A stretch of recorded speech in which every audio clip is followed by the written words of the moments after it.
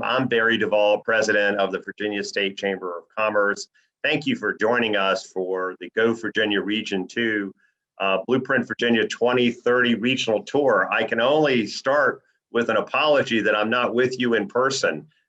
This is the third time that I've developed the blueprint in coordination with about 94 business organizations, and I've always enjoyed traveling Virginia and meeting in the regions. Ray Smoot hosted me 4 years ago, and I remember very well that meeting and the input that we received from your region, and it found its way into our Blueprint Virginia 25. And if you can believe it, time continues to go by and we are updating the blueprint. This is the year we're going to elect a new governor, and we're going to have the opportunity this year to finalize a new long-term strategic plan called Blueprint Virginia 2030.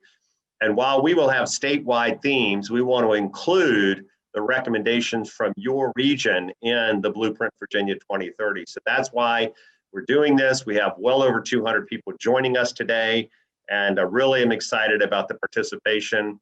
I have about a 10-minute presentation on some statewide themes and process, and then I'm going to recognize Ray, who many of you know chairs our GO Virginia Region 2, and I'm going to recognize Tracy Bledo, who is our representative with the Virginia Economic Developers Association, and then we're going to turn it open to all of you to participate. If you have comments about what you're seeing on the screen, please put them in the chat. If you have questions, you can use the chat or the Q&A feature, and we're going to get to those at the end. And I'm going to call on some of you at the end to make comments as well. So we respect everyone's time, and I'd like to go ahead and move forward. Let me begin by again thanking our co-hosts, GO Virginia. I want to thank Eric Johnson of DHCD as well, and Sarah Donegan for helping us. I mentioned Tracy Bacani Long as the Executive Director of VEDA. And then we have some co-hosts with other chambers, the Hispanic Chamber, Michael Sejour, and the Asian Chamber, Mylan Tran, are regional partners. And while we are the voice of business, our statewide, we really are only as strong as our regional chambers. So I want to recognize Joyce Waugh of Roanoke Regional, and Teresa Hammond of the Alleghany Highlands, and Megan Lucas and Christine Kennedy from the Lynchburg Regional Business Alliance. I want to recognize Sharon Scott from Montgomery County Chamber, and also the Bedford Chamber of Commerce, Wendy Gaylor. These are people that have co-hosted. Many of you are members of their chambers, and thank you for participating. I have some other members of my board. I want to just say thanks for joining.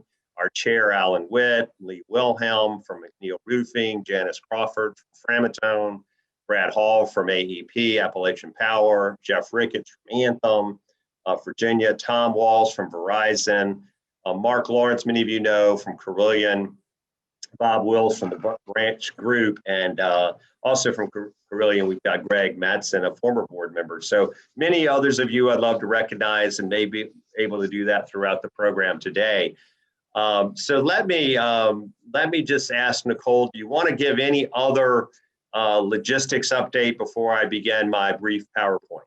Absolutely. And Laura, you can go ahead and start sharing Barry's PowerPoint as I review this. But as a reminder, if you would like to provide any observations, policy recommendations, or anything in between, we would love to hear them from you. Please use the raise hand feature. If you have any questions or you can't find it, please put in the chat and a member of our team will assist you. If you have any questions but you would prefer to not speak, please feel free to use the Q&A feature. We are going to hold all questions and observations to the open discussion portion of our meeting. As a reminder, on the calendar invitation and as well on the agenda, we have 2 open discussion questions that we're going to begin the open discussion with. If you have any questions, technical or otherwise, that you need to contact our team, please feel free to use the chat feature. If you are participating by phone, please feel free to contact us at eventsteam@vachamber.com. And with that, I'll turn it back over to you, Barry. Thank you, Nicole. So Laura, let's go to the next slide. So we at the State Chamber believe that we're the voice of Virginia business. I literally just got off the phone with the Richmond Times-Dispatch asking me for an update on statewide economic trends, and many other media outlets call the State Chamber for statewide trends. but we are only as strong as our regions are strong, and the local chambers are the voice of business in their region. Together, we're influential in our advocacy for business climate. Next slide. The state chamber is committed to being nonpartisan. We work with Republicans and Democrats. We don't endorse candidates, but we do endorse ideas. And we're very active in advancing those ideas. And that's what you're helping us to do today, is shape our ideas in public policy. Next slide. Our Alliance membership continues to allow us to grow. Next slide, the next iteration of this slide will show you our new membership structure is almost 28,000 members, allowing us to work with you to become the largest membership organization in Virginia. And working together, your voice is really heard by those public policy makers. Next slide. Simply stated, when I'm asked what's the goal of the state chamber, it's to make sure that Virginia's reputation is the best state for business. And all that we do helps us. We want every region to be the best it can be as well. Next slide. We've had some great rankings in the last few years. I'll quickly go through some of these. In 2019, Forbes had us as the best state for quality of life. We also got the CNBC ranking in 19 for the best state for business and workforce, and #1 in public schools with Wallet Hub, and #2 for higher education with Smart Asset.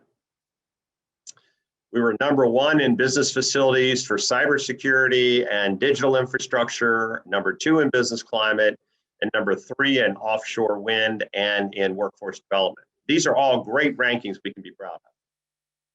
We also have looked at other unique rankings. Wallet Hub has ranked us #5 in the area of innovation. And among US News, we were #7 for best states, but also they ranked equality. We were #5 in the nation for equality, and new ranking around economic opportunity, we were 11. We need to improve in these areas. New ranking that just came out. This is purely an impression, not a quantitative, but an impression subjective ranking. When they survey CEOs around the country, what's the best state for business? We moved from 16 to 13 in the last year. So we want to continue to climb, but we're excited about the direction we're moving in. How's Virginia doing with the information highway? You might have heard that 70% of the world's internet traffic passes through Virginia. Take a look at this map. Your region is represented in here. If you can follow those lines to your region where the data centers are located, it's not just Northern Virginia, but we have the growing infrastructure and reputation as the world leader in data centers. Next slide. How about our technology ecosystem? I mean, this is an impressive insight into how technology companies are all over the Commonwealth. Your region obviously represented in this, and we see this continuing to grow. Our Chamber Foundation has been working with VEDP on tracking the economic announcements in the GO Virginia Region 2. I'm going to quickly go through these, but this is obviously the region that has been designated. Each of your cities and counties are represented in GO Virginia Region 2, you see here on the map. And so I'll ask Laura to skip through and show you these over the next, but a population of 780,000 and annual average wage of 41,000. And then this was the targeted industry. And I know Ray will talk a little bit about this coming up with regard to the targeted industries, but you can see them here on the screen for this region. This is a list of 2019 announcements. Next slide, Laura. These are 2020 announcements. And then these are continuation of those announcements. And I thought you might benefit from the next slide. Excuse me, we also have some 21. Want to count all our successes, but I thought you might find this interesting. When you look at the Region 2 announcements over a period of time, you look at the trend lines. And what are the trend lines? Well, the interesting aspect of this as a former Secretary of Commerce, from my perspective, is the expansion of existing businesses versus the new businesses. And I would suggest to you that we need both, and we need to continue to work on both, because existing businesses, we want them to understand they're appreciated and they will stay where they're wanted and appreciated. So expansion of existing industry is something to celebrate, and then recruiting new business and industry. But we'll, I think, continue to see the trend line of existing industries expand. So the Blueprint Virginia process, I hope everyone on this slide remembers the 2013 and 2017 blueprint, but if not, let me give you a couple of slides to remind you. This was our first blueprint. We presented to Terry McAuliffe. He was elected governor a few weeks before this in 2013. Most of you know he's applying for that job again, so he's familiar with Blueprint.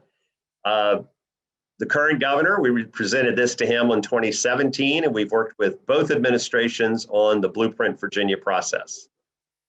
Next slide. These are the 9 competitive areas. They're not totally comprehensive in the 9 areas, but within them, there are sub areas where we think if we can get these right, Virginia as a state can grow and prosper and be competitive economically. By far, workforce and education rises to the top. Next slide. So we asked VEDP to work with us on some analysis of both quantitative and subjective rankings. If you look at chief executives, CNBC, Forbes, and site selection, what you'll see is that after sequestration and the financial crisis ended, Virginia stopped its slump in these national rankings. Once we started implementing the blueprint and continued to implement business-friendly policies, a lot of successes began to flow with regard to recognizing the growth in Virginia, and our rankings came up. The next slide will show you where we are projected into the future. And this is really the question mark for all of us. Will we continue to implement business-friendly policies and grow in our national recognition? Or will we have a public policy set of thought leaders that are not friendly to business, don't recognize the value that businesses provide to employees and their communities? And so we need to be vigilant to ensure the legislative trend lines are positive and business friendly, and that's what we're doing in Blueprint. Next slide. What are some of the economic challenges in Virginia? Well, let's look at the last 3 big recessions and how deep they were and how long they took to recover. The gold line is 1990 recession, the green line is the 2008 recession, and the red line is the one that occurred so quickly last year due to the reaction to the pandemic. You can see a significant drop and how long it took to recover for each of those. Next slide. So the Fuller estimates that Virginia has been able to recover about 40% of the jobs that were lost a year ago. This was Stephen Fuller out of George Mason, but still a job loss has a long way to go to recover from that. The next slide will show you graphically a little bit about how Virginia compares to itself year over year, February of 20 versus 21. Unemployment is still twice what it was a year ago in Virginia. And then regionally, what does this look like? I think for you, the next slide will be, well, overall 8 million jobs as a result of the pandemic were interrupted. This is the national number, of course, and a lot of benefits have been paid out, and the Virginia population has been impacted at about 20%, but small businesses have more impacted than that. Next slide. This is the small business slide that really concerns me. And this is why I think we need to focus on how to rebound in our small business. 31% of small businesses that were in business in January of 20 were not in business in March of 21. Next slide. And this is the regional slide that shows you where we were as of February of 21, a little bit dated now, but if you look at your region compared to the other regions of the Commonwealth, the darker blue is the higher unemployment. Those of you who are just glancing at colors, the lighter blue is the lower unemployment. So you can take a look at your region and see that you have not been as heavily impacted as some parts of the Commonwealth, but there are others that have had less of an impact. Next slide. No surprise on this, the numbers on leisure and hospitality and non-essential retail were the greatest hits in the loss of employment. Next slide. And then the projection about statewide employment recovering. When will we be back at the pre-COVID levels of employment? This estimate has all of Virginia coming back at about the second quarter of 2022. Next slide. This is the slide that really means a lot to all of us, which is the urban areas versus the rural horseshoe areas. Right now, it appears first quarter compared to of 22 versus the first quarter of 23 for the rural horseshoe initiative to be successful in bringing full employment back to pre-COVID levels. Next slide. And obviously, the economic shock disproportionately impacted less educated minorities, women, and lower wage workers. And these statistics show you how people have been impacted based on their education and their profile.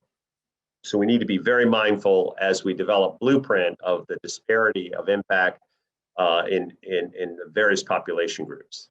Next slide. This is just another way of showing the February of 20 versus 21. 20 is the darker blue. 21 is current. And again, this is through February.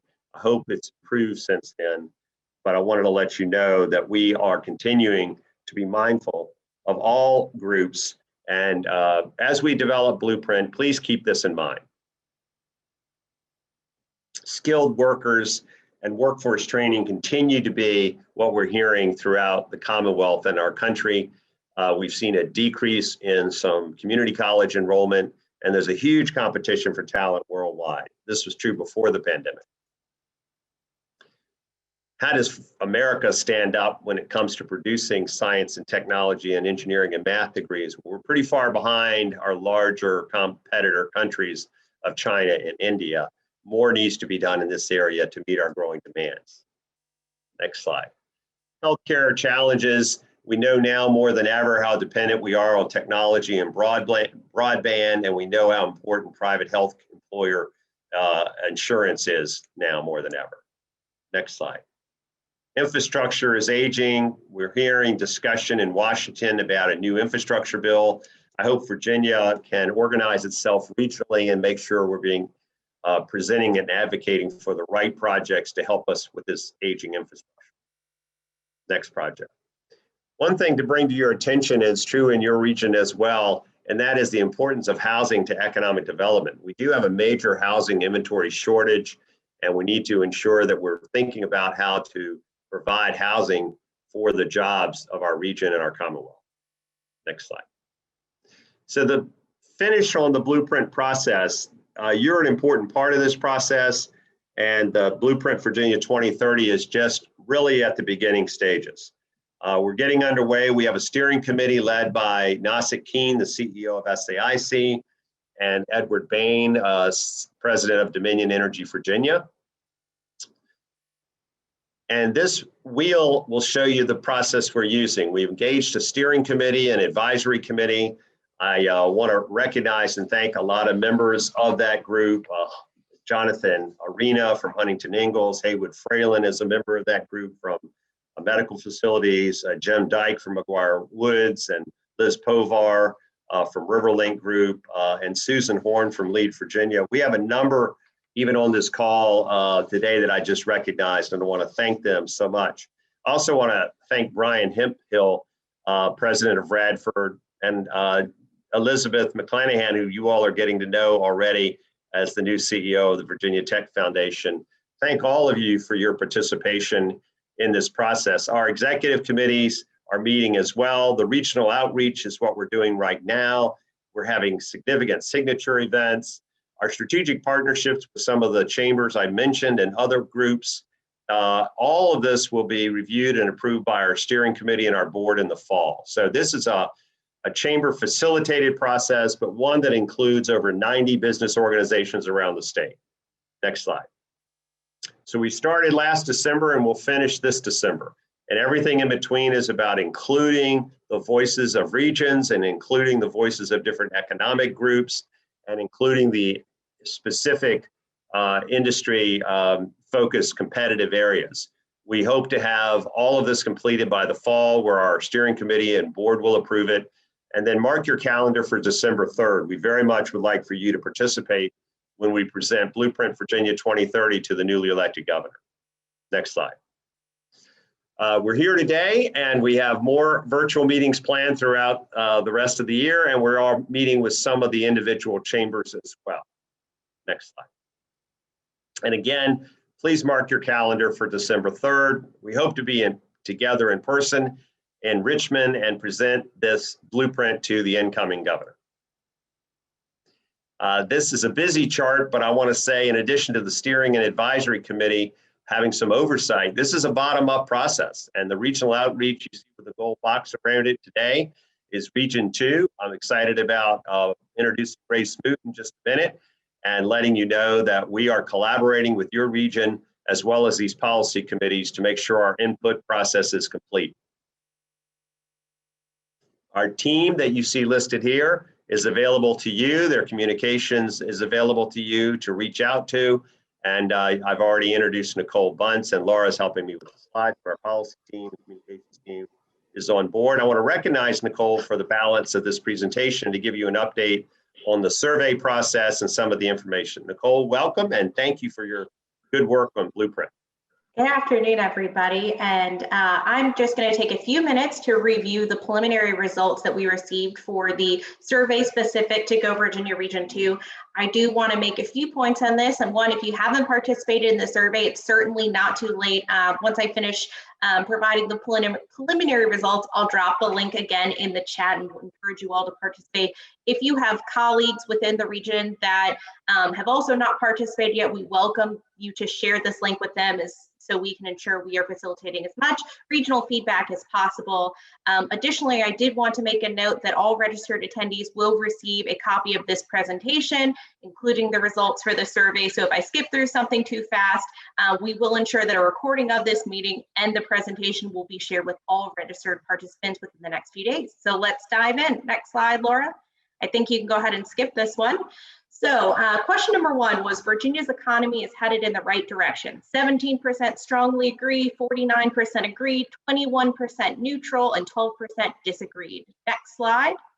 Virginia is doing a good job preparing the workforce that businesses need. 4% said they strongly agree, 35% said they agree, 35% said they were neutral, and 22% said they disagreed. This is certainly an area of improvement that we want to continue to develop as we build Blueprint Virginia 2030. Next slide. Virginia has an environment that encourages entrepreneurs and businesses to innovate.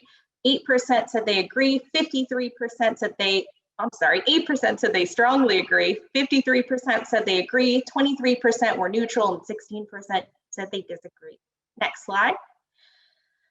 Which areas do you believe have the most impact on Virginia's overall economic competitiveness? Those of you that participated in the survey know that we provided about 15 different areas of focus, and these were the top 5 answers. Number one, with an overwhelm margin, and I will note in every region we've been in so far, as well as when we surveyed in Blueprint Virginia 2025, workforce and education tends to be the number one answer across all regions and our statewide surveying. Number 2 was business climate, coming very close at a number 3 was innovation and technology.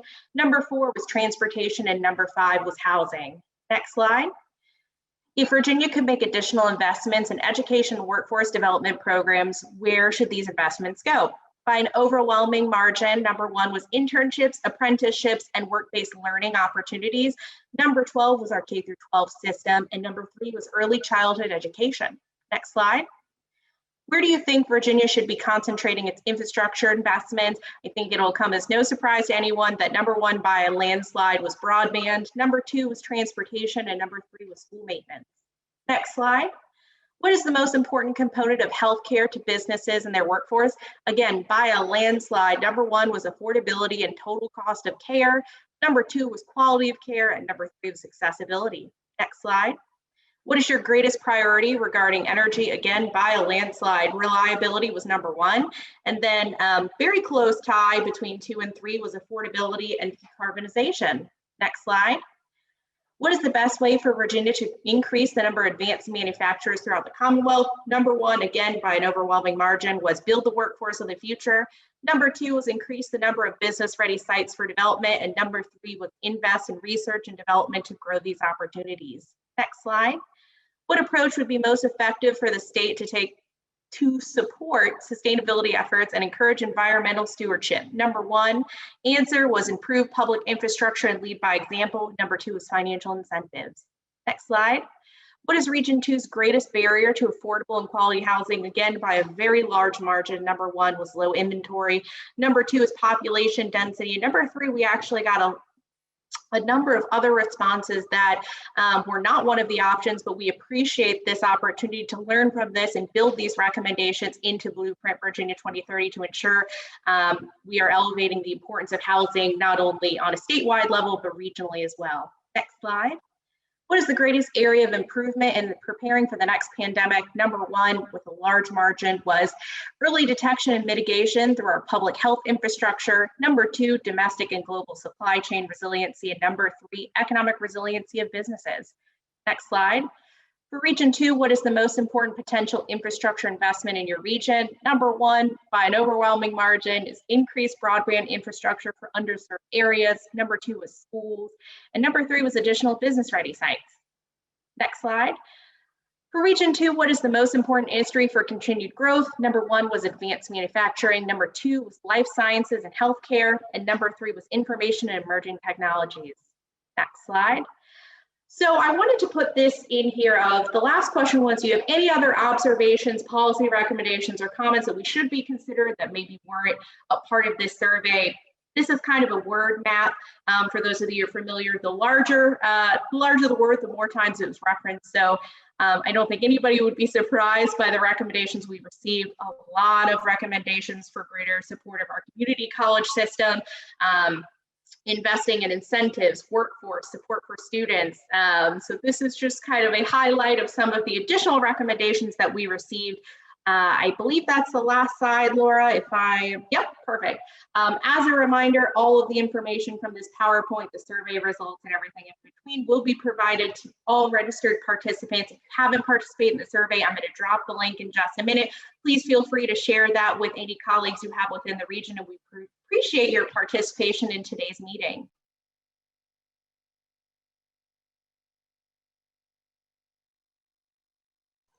And Barry, you are muted. That seems to be the line I hear the most in my life right now.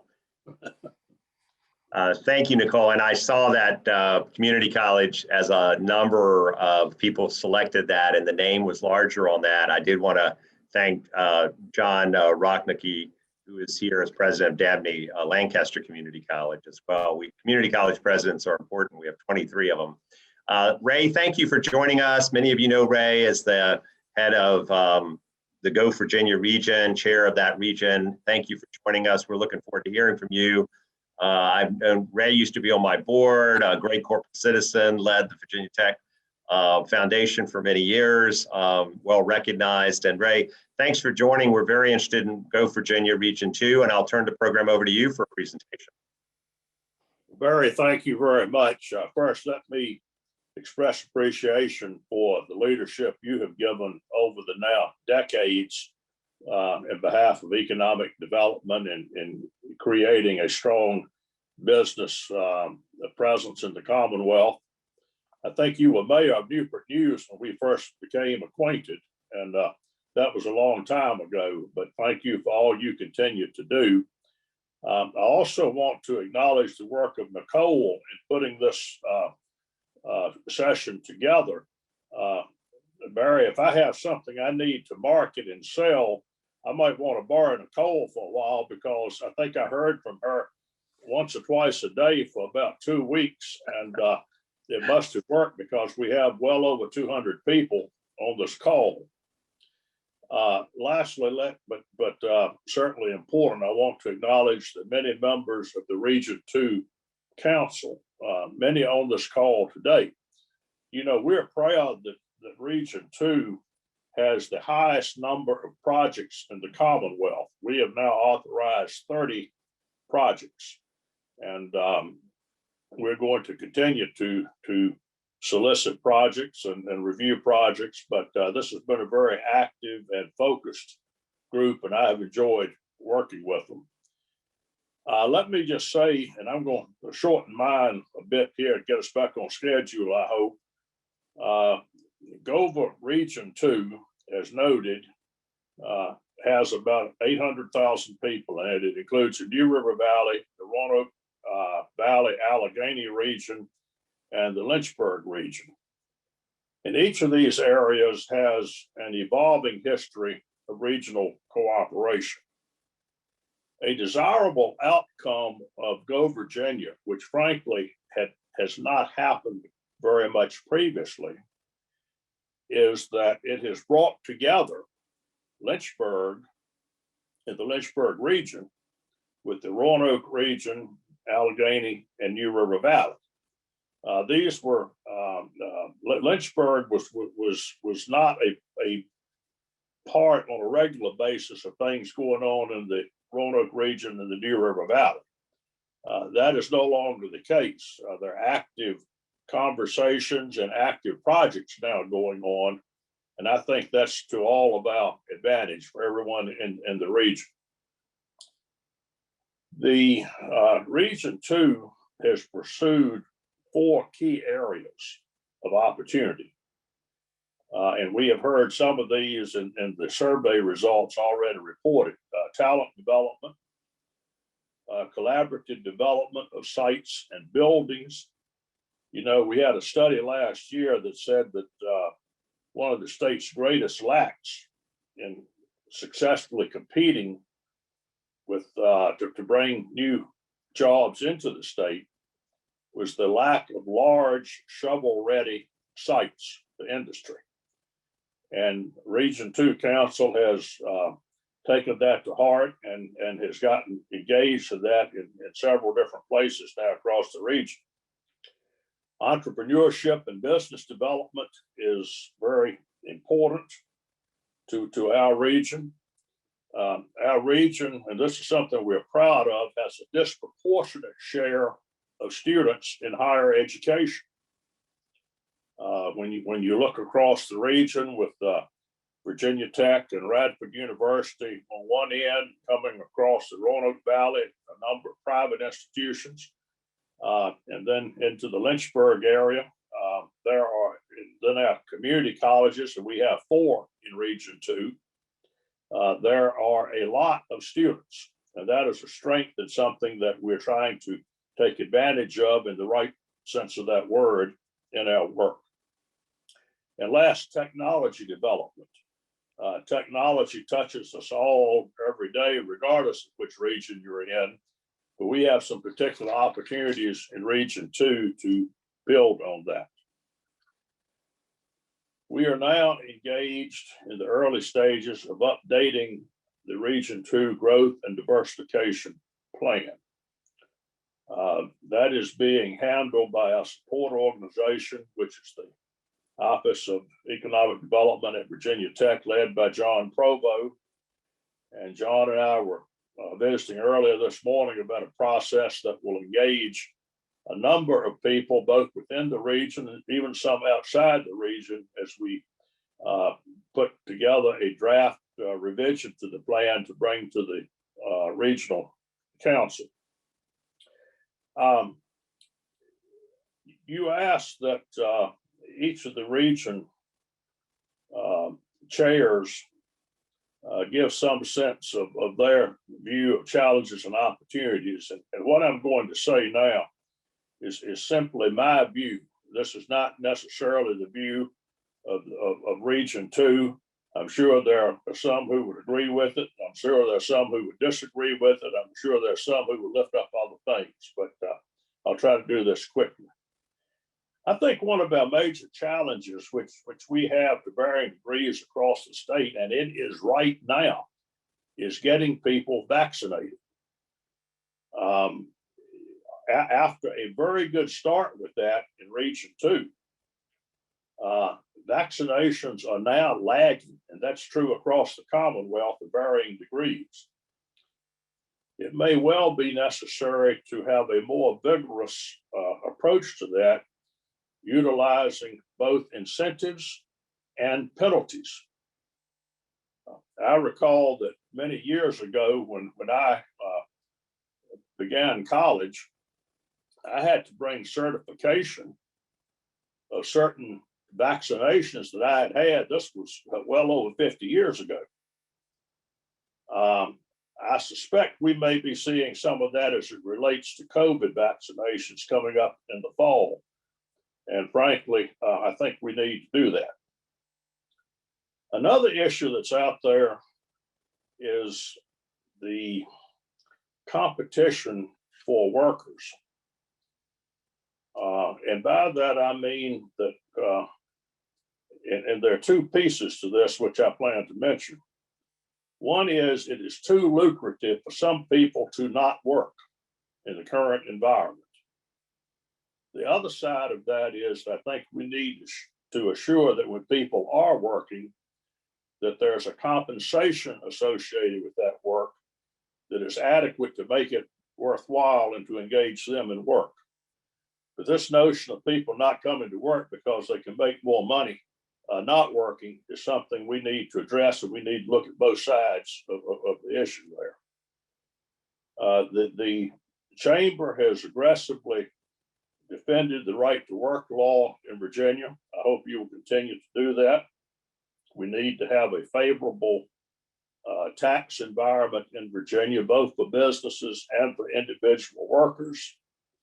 And you know, looking at what the metrics for the best state for business and all the other metrics that you're now looking at, I think are things that need our attention. In Region 2, we have had some success in the last 2 years of having addressed some of our major impediments, despite COVID. Certainly the plan that the state put together and is now implementing for improvements to Interstate 81 is important to all of Western Virginia, all 300 and some miles of Interstate 81. And that is now in progress. And I appreciate the leadership that so many gave to that. Another is the extension and improvement to the Northeast Corridor rail service. This benefits Lynchburg, Roanoke, and soon will benefit the New River Valley. The extension of the service to the New River Valley and the addition of an additional train each way daily through Lynchburg, Roanoke, and on to the New River Valley. A place we're not doing so well in transportation is in air service. The Lynchburg Airport service now is sparse at best, and Roanoke is not where it needs to be. And despite efforts to address this, we have not made significant progress. That's going to require the business community. It's going to require government to get involved to address that. Whether Roanoke and Lynchburg need to come together and have a central airport is something that others can debate, but we need to do something because we are at a disadvantage in Region 2 offering good, sound public air service to business.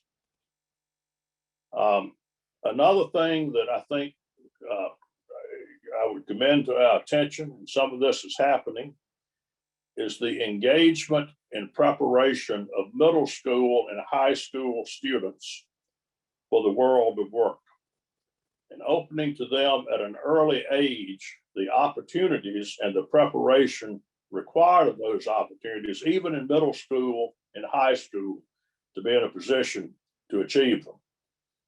A statistic, and some of you have heard me cite this before, is that there are over 700 vacant nursing jobs in Virginia right now.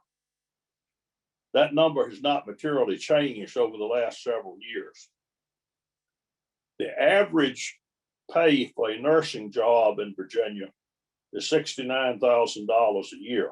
Some pay over $100,000 in specialized aspects of that. Now, why is that? It's not the pay. It's because we do not identify opportunities in middle school and high school for students of both genders to move into nursing. And there are other areas that I know we're all aware of as well. Lastly, access to community college, to certifications and apprenticeship programs is absolutely critical. For someone who worked several decades in higher education, you might be surprised to hear me suggest that perhaps we have too many people today in 4-year and graduate programs and not enough in community colleges, certification, and apprenticeship programs. I think the Commonwealth needs to look at that as a policy issue at the state level. And while we certainly want people to be able to choose their own way, we need to make sure they make informed choices. So I will stop at that point. I appreciate very much the opportunity to share those thoughts. This is a group that is absolutely critical to moving forward. And by moving forward, that will improve the lot of all of our citizens. So thank you. Thank you, Ray. And thanks for your leadership on GO Virginia Region 2. Very important. Tracy, it's good to see you again. And for those of you who don't know Tracy, she spent 5 years with Region 2000 in economic development. And you may not know that Chamber is partnering also with the Virginia Economic Developers Association. So in each region, we have a greeting from our representative of Virginia Economic Developers Association as a partner in this good work. So Tracy Bledo is now Director of Economic Development for Bedford. Welcome. Would you like to bring a greeting to our Zoom world that we're living in today? Yes, I would, and I'd love to share a little bit about VEDA. I'm really proud of I'm on the board of VEDA, and I think it's important that everyone just understand a couple of our priorities as well. So thank you, Barry, for that. And you know, yes, I'm from Bedford County. This is the New London Business Park behind me that we received some GO Virginia grants to help with Liberty's Center for Engineering, Research, and Education in the past. And, you know, I'm happy to be part of this discussion today with Blueprint Virginia. And as we talk about the future of the businesses here in Region 2 and across the whole state, as you know, VEDA is a strong voice for shaping economic development policy. And we strive to be the leading source of effective education and networking for economic development professionals. And this is National Economic Development Week. And now more than ever before, economic development is, as you can see, over 150 just right now on this call, it's everyone's business.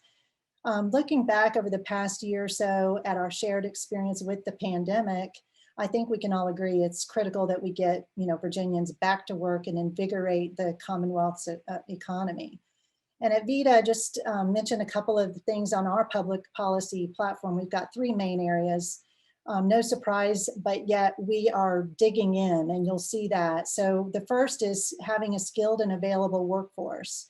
And some of those things involve things like the Virginia Jobs Investment Program that I know I rely on a lot. And also the Virginia Talent Accelerator Program. And both of those are 2 complementary efforts that provide economic development projects with the critical workforce that we need. And then VEDA is also in favor of additional funding to build on the success of the Workforce Credential Grant, also known as the Fast Forward program. And that's a pay for performance initiative that creates and sustains a supply of credentialed workers to fill occupations where demand outstrips supply. The second area is promoting economic prosperity for all regions of Virginia. To be competitive, we have to have fast, reliable ways to move people and goods and energy and information to and from every corner of the Commonwealth. And we support the Virginia Business Ready Sites program, as you mentioned earlier. And we really need to have those areas that are ready to go for businesses to locate to all areas of Virginia. We also support, of course, broadband with the body grants, the Virginia Telecommunication Initiative, and maintaining funding for GO Virginia. And then the third area is developing tools for competitiveness. We must strengthen and grow our economic development toolbox through existing incentives, sound tax policy, the state's marketing program, and support for community revitalization. And as we continue to make strides in the policy-related areas and consider priorities for Blueprint Virginia, we are confident Virginia can lead the nation and consistently rank as best state for business. And thank you all for involving VEDA today, and we're proud to partner, and let's have a good discussion. That's what we're ready to do, Tracy. Thanks so much. I am going to first call on a couple of my co-hosts in the Chamber economic development world to open this discussion. Remember, for those of you who would like to speak, you can raise your hand. And if there are questions, I'm going to have Keith Martin, our Vice President of Public Policy and General Counsel, join me on the panel and make sure I or Keith answer those questions. I'm excited to recognize Megan Lucas. Megan is the CEO and Chief Executive Officer for the Lynchburg Regional Alliance. Megan's been a longtime partner with the Chamber. Welcome, Megan, and look forward to your comments. Thank you for being a part of this program. Well, thank you so much. We certainly appreciate the Virginia Chamber of Commerce. Barry, you and your leadership and the board do a tremendous job. And thanks for being here. We're happy to be a host. I have to say thanks to Ray Smoot. Ray and his team, the GO Virginia Region 2 board, have done a dynamite job leading the GO Virginia Region 2 Council. And I would put them up against any council across the state. Our GO Virginia team, led by Ray, really are hitting it out of the park at every effort. You know, when it comes to economic development, community economic development, like my regional counterparts in Roanoke and New River Valley, we are all working hard. And like you, we're all following plans. The blueprint in Virginia is critical to our future as a state, and it's critical to our region. Here in the Lynchburg region, we operate with a regional economic development strategy, a regional technology-based strategy, as well as an entrepreneur strategy. So those strategies and the blueprints are important to move the needle and move our community forward. And as I finish, in this region, we believe that the greatest force for change is a job, and that's what we're all about. Thanks for having us, and thanks for doing the work that you do. Barry's on mute again. Thank you so much, Megan. Really appreciate the partnership and the great work that you all are doing. I also think Sharon Scott is on the call, and Sharon is our partner and our co-host here in the Montgomery area chamber, and maybe we could get Sharon to say a few words, and then after that I want to call on Joyce Waugh from Roanoke. So just trying to keep this moving, and others of you raise your hand if you would like to speak. I see Sharon now. Welcome, and love to have a few comments from you, Sharon. Thank you for being part of this. Hey, good afternoon from the sign war capital of the world and the home of Virginia Tech Graduation Central this week. My name is Sharon Scott, and I serve as President and CEO of the Montgomery County Chamber of Commerce. We serve Blacksburg, Christiansburg, and all of Montgomery County. Our community continues to strengthen the local economy with the support of our residents and citizens. Our sales tax collection data reflects a more positive position than we had anticipated, but our businesses are challenged by that lack of talent and labor due to many factors.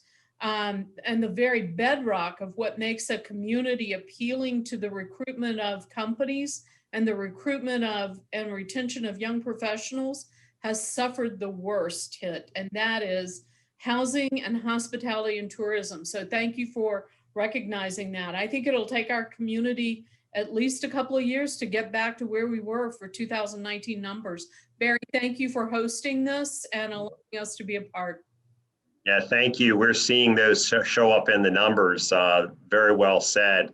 I'd like to ask Joyce Waugh if she'd like to say a few words. Joyce has been a longtime partner in economic development and certainly does a great job leading the regional Roanoke Chamber. Joyce? Thank you, Barry. Thank you very much. Good to see you all on here.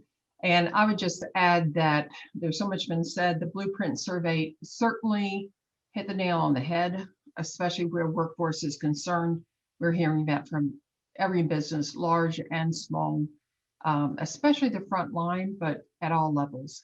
So appreciate the work of the Blueprint to help address that, not immediately, of course, which our communities are working to do, but for the long run. And I'll leave it at that. Thank you so much for having us here. Thank you, Joyce. And again, the question for anyone on the call or anyone participating by Zoom is to really answer the question, what would be, from your view, most impactful to improve your region's economic growth. If somebody would like to put something in the chat, or if you'd like to raise your hand, just do so, and I would be glad to call on you. I see Milan. Would you like to say a few words on behalf of the Asian Chamber? Yes, and Milan, I have just unmuted you and given you the ability to show your camera if you would like to speak. All of a sudden, I don't know how to show myself. Well, we have a beautiful picture of you, so we can see your face, and just go ahead and say what you'd like to share.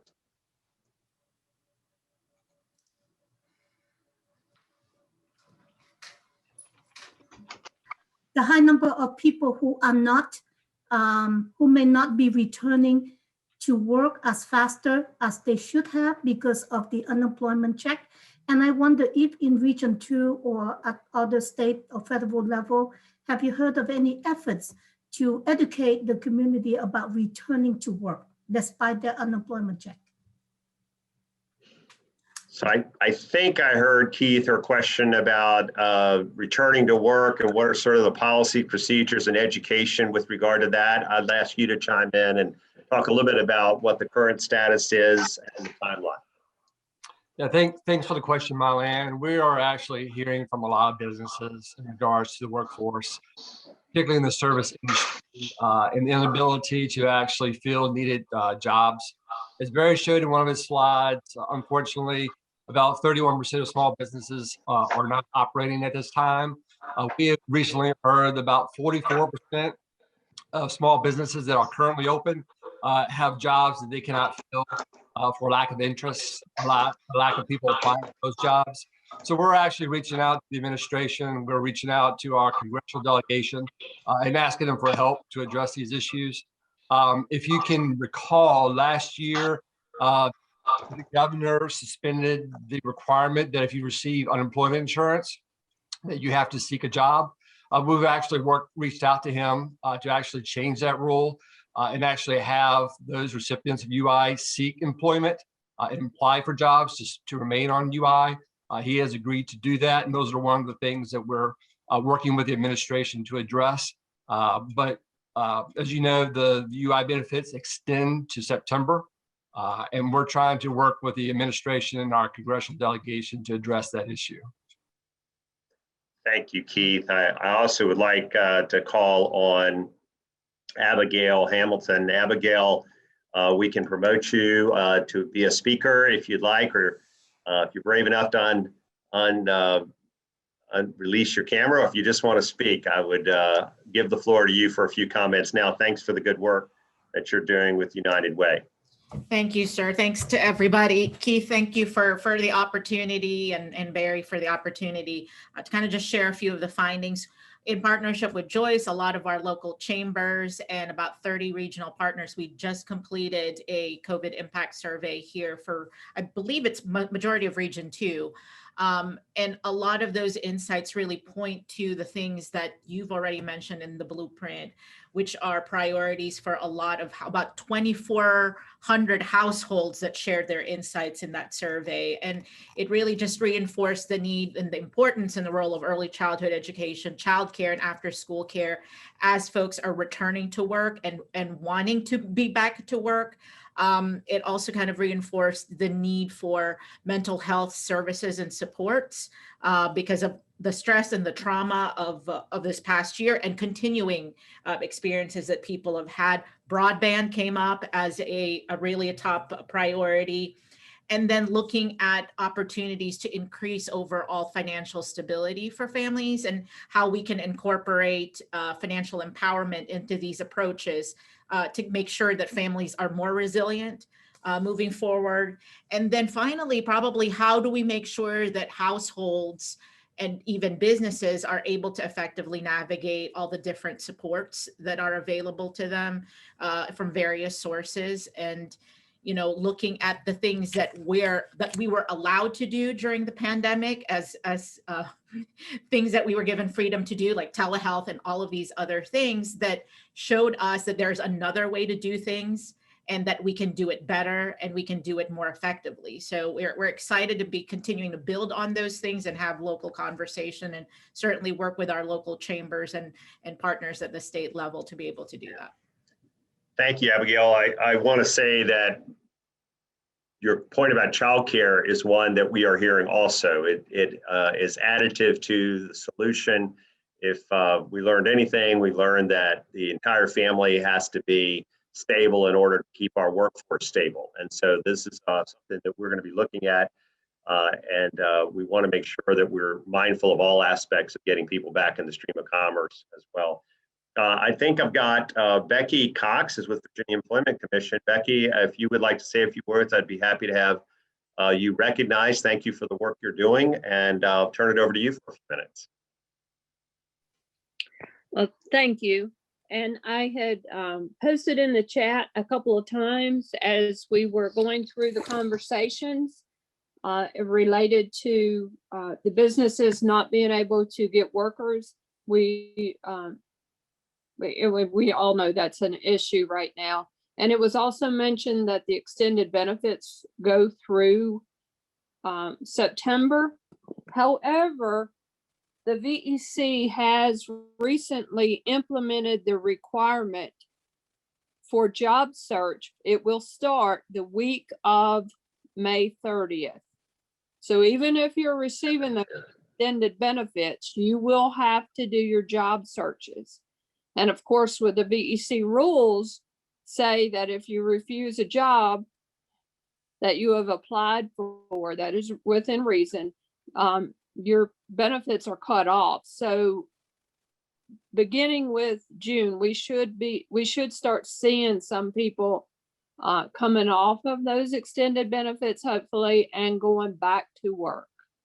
That hopefully this will help. And I will just, if I can give my title, my name, of course, is Becky Cox. I am the Regional Rapid Response Coordinator. I cover GO Virginia Area 1 and Area 2. In workforce areas, that's 1, 2, and 3. Great. Thank you so much for participating today. That detail is very helpful. Those features of the programs will be helpful as well. This is all part of the transition of getting Virginia back to a resilient economy, and your role and your the programs have been helpful to people. They'll provide a nice platform. I also want to recognize, we talked about childcare. Christy Snyder is on the call, and Christy, I know you are in that world with childcare. You want to introduce your company and say just a couple of words. Welcome to the discussion. Thank you. Yeah, I'm Christy Snyder. Rainbow Riders Child Care Centers in Blacksburg. We have 3 locations and serve, when we're fully up to par, about 450 children in our community. So the workforce issue is really critical. Before COVID hit, our industry was already very fragile, and COVID has really shined the light on how, first and foremost, important early childhood is to economics in our communities. Families need to have childcare in order to be able to go and do their jobs in our community. I reached out to our local representative yesterday because the 4th interview in the last week did not show up yesterday. The unemployment is a significant issue, and I reached out, and it's being heard, but we need to do something about it pretty urgently. We have open positions, little to no applicants, and it has a lot to do with pay. We need to look at early childhood education as part of our infrastructure. Education does not begin when children go to kindergarten when they are 5. Education begins at birth. And it's time that in this country we step up and we invest in our children. It's not just kids are cute and they're our future. It really is an economic imperative. And I will say one of the comments I got yesterday that didn't really ring to me until I woke up this morning. One of the comments back from the representative I approached about unemployment was, you know, some people are contemplating their future.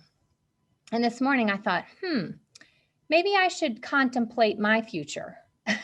What if Rainbow Riders closed our doors in this community? You know, we're serving 450 children. Parents are doctors, they're teachers, they're engineers, they're architects, they're professors. And in this community, in our region, education really matters. We've got Virginia Tech, Radford University, and a fabulous community college at New River. We really value education, and we have to invest in it to make that happen. So I hope to see early childhood high on the priority list for the blueprint. Christy, thanks for those comments. You will be pleased to know that the Early Childhood Foundation made their priority of early childhood known to us several years ago. We included Early Childhood Foundation initiatives and funding in our original blueprint in 2013. And the business community has stepped up in this space. And I think it's increasingly not being seen as partisan, but really a pathway to a bright future for any individual. We thank you for the work you're doing and everyone's doing, and you'll see investment in early childhood and Blueprint Virginia 2030 as an ongoing priority. I want to recognize one of our former champions of current champion of business, but a board member of mine, longtime friend of mine, Lee. I think Lee Wilhelm is on. Lee, if we'd love to promote you to say a few words, if you would like. Thanks for all your support of economic development and tourism and the Virginia Chamber. Let me acknowledge you for a couple of minutes to speak. And Lee, you should now have the option to unmute yourself and turn your camera on if you'd like.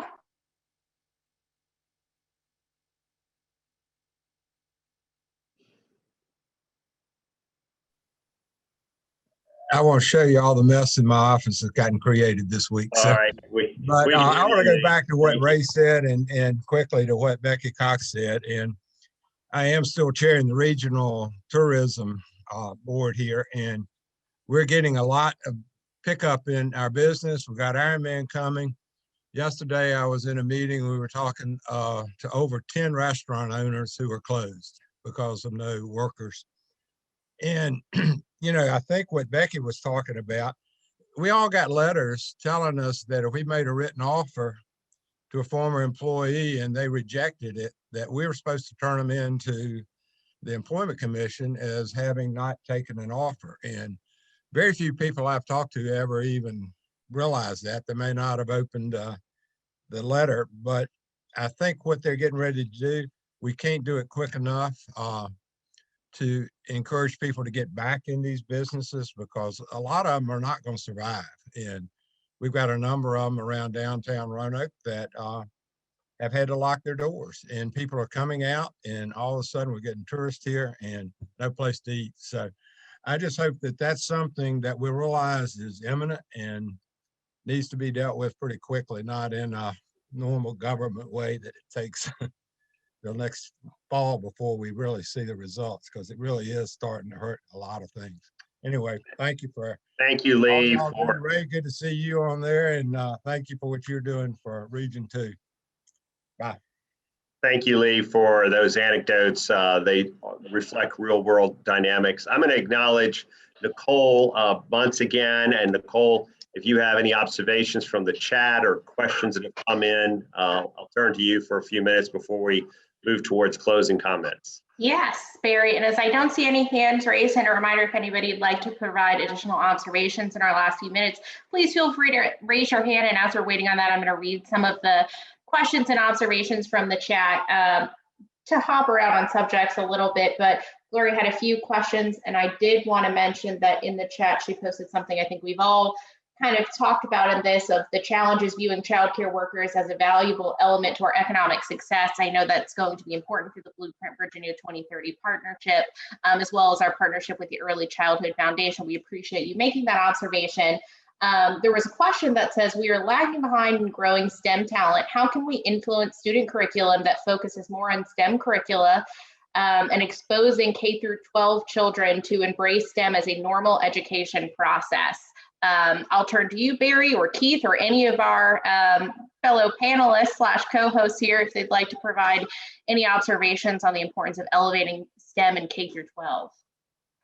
I think it's an important observation that was made, and that is the effort underway that needs to be continually supported by Blueprint to work with our K through 12 counselors and to connect the education infrastructure to the business community. And there are a number of programs that we want to highlight as best practices, but we need to find a way to scale them in order for young people to see the excitement involved when it comes to some of the career fields they can pursue if they study STEM plus healthcare initiatives. So I think there are a number of things underway. We'll continue to reinforce that.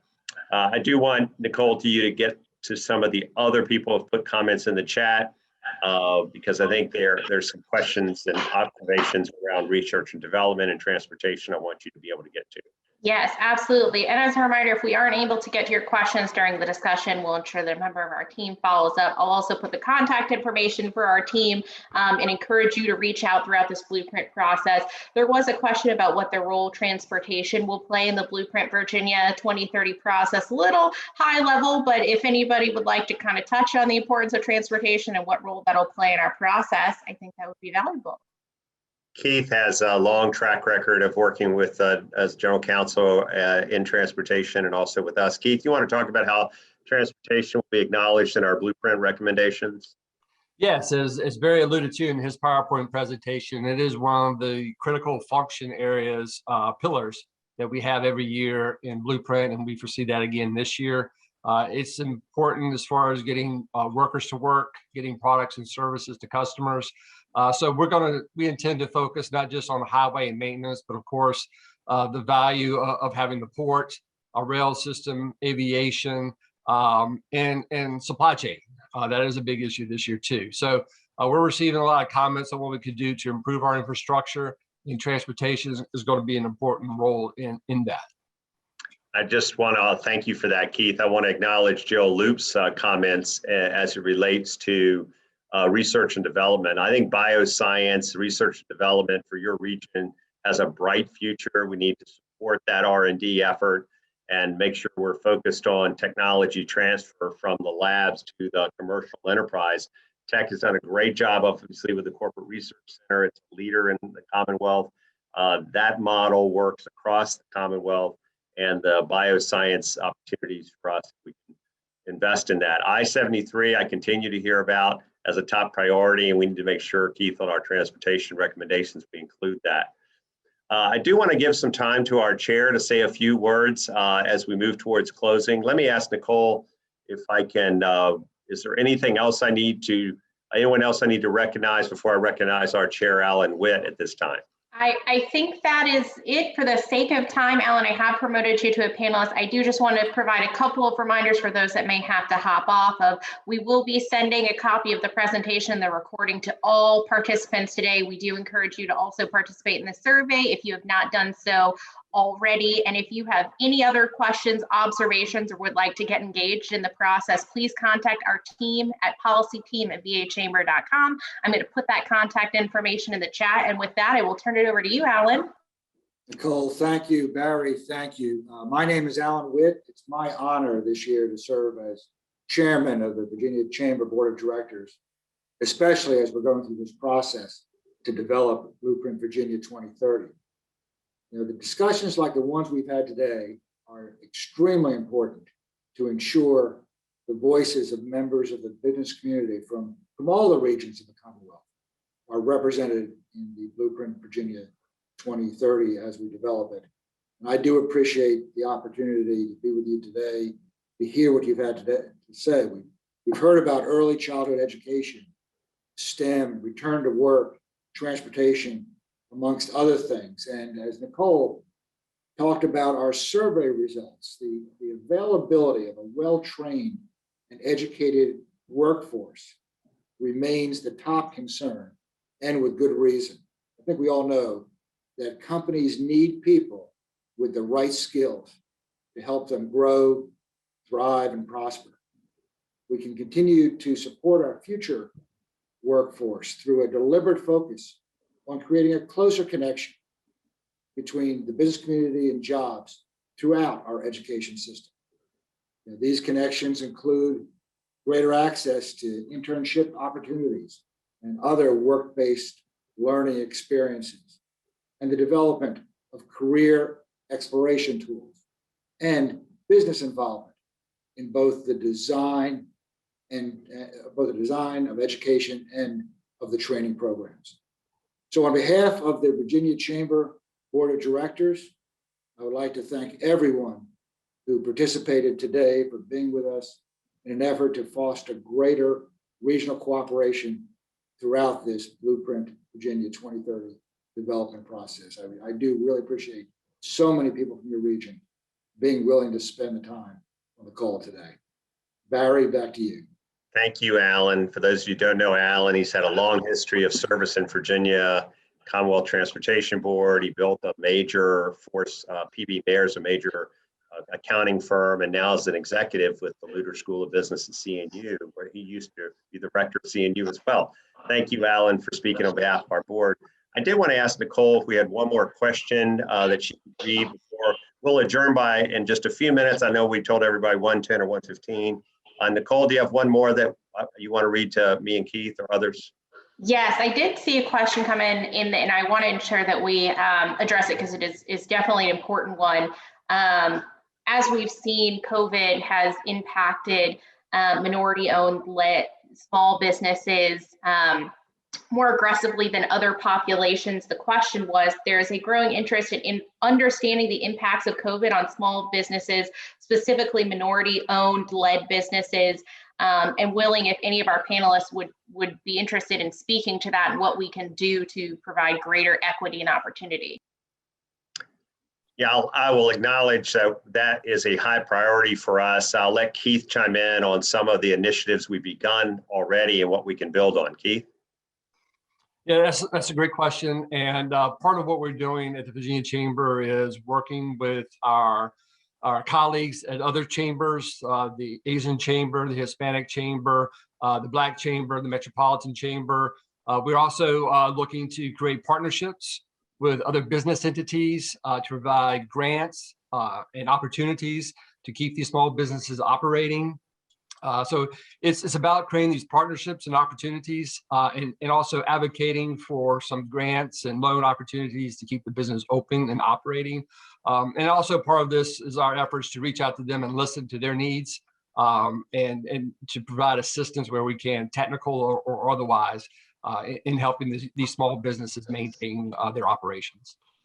And Keith, if I can just jump in for 1 second, I think it's a great opportunity to plug that we've actually partnered with a number of the organizations that Keith had mentioned and Dominion Energy to create the Small Business Relief Program. I just put the link to that in the chat. We encourage you to provide this information with your members if you are a chamber or association, or take a look in that. We will be providing grants up to $1,000 to small businesses within the Commonwealth. More information can be found at the link. Thank you so much for everybody participating today. And our final blueprint will be improved because of your participation. We will include your ideas, your recommendations, the diversity and equity and inclusion aspects will be reflected in all of our recommendations. I'm excited about this process because I've seen it work over the last 10 years, and I know it will work going forward. And we have an opportunity to elect a new governor every 48 months in Virginia. And I'm hopeful that we will elect a governor, no matter who he or she is, that will work with the business community to make Virginia and keep Virginia the best state for business. Thanks to the co-hosts, thanks to the presenters. I wish you all a great day, and I look forward to remaining in touch with you as we can work together to create a brighter future for Virginia and your region. Thank you. We'll stand adjourned.